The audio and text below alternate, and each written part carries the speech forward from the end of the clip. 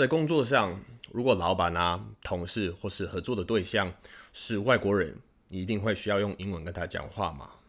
那也许你想要说你有没有时间，你会可能像这样说 "Do you have time?" 但是如果是外国人要问你有没有时间的时候，你会发现他用的字跟语气不太一样，他会像这样说 "Hey, you got a minute?" 虽然这两句有差不多一样的意思，但是我们有一些比较习惯会用的说法。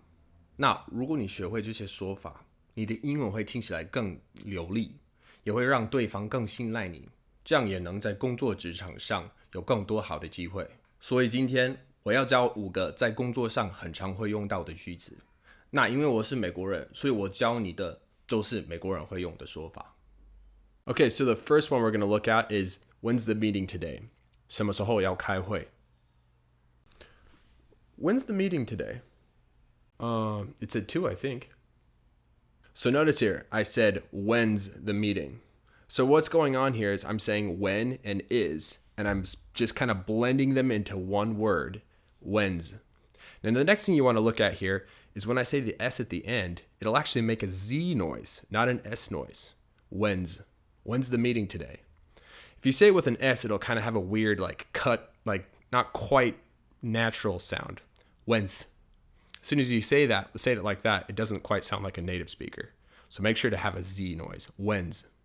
Now, as you can see, we have a lot of meetings when we go to work, right? And sometimes there's things that'll come up in your schedule and you're not able to make it to the meeting. So what do you say when you need to say, I can't go? You would say, I won't be coming to the meeting today.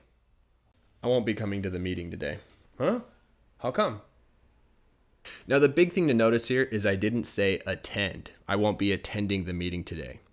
The reason for this is attend is really formal. And it's really hard because attend is pretty much the equivalent to 参加 in Chinese, right? So it's really easy to think that, I'll use this word. But in English, when we're just in a casual conversation like that, we don't use attend. We'll just say, I won't be coming to the meeting today. Whenever we say attend or we're trying to be really formal in speech, we're trying to sound really professional.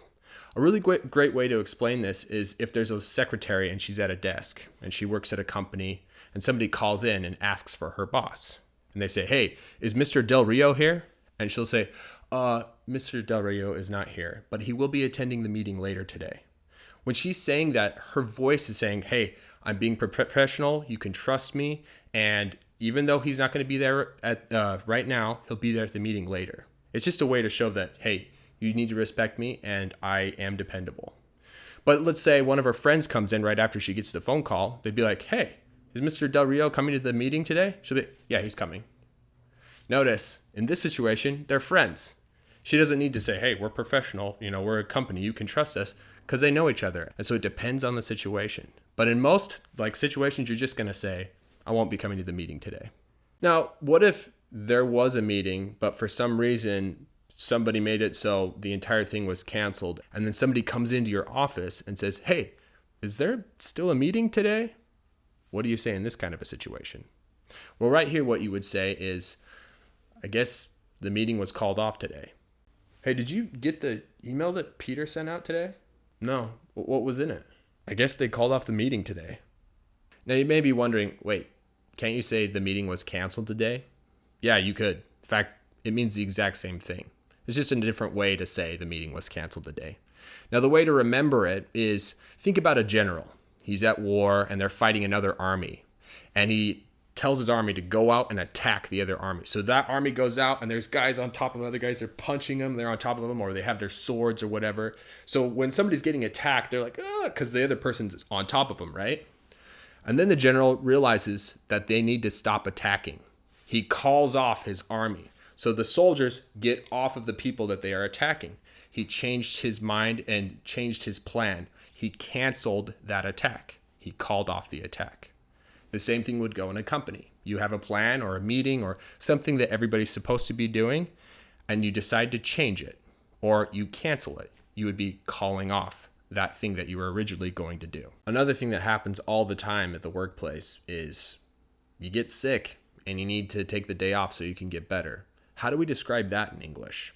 That's what we call to call in sick. So for example, there's a girl at the office and she has a friend named Kim.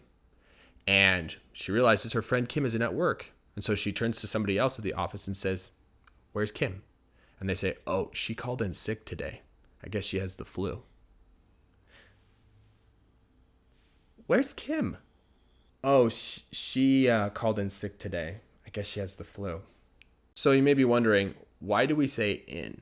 Well, we're calling in because you're calling into your phone call is going into the place that you work. So you're just calling in and you're sick when you do it. So you're calling in sick. And that's why we call it that. Oh, she called in sick today.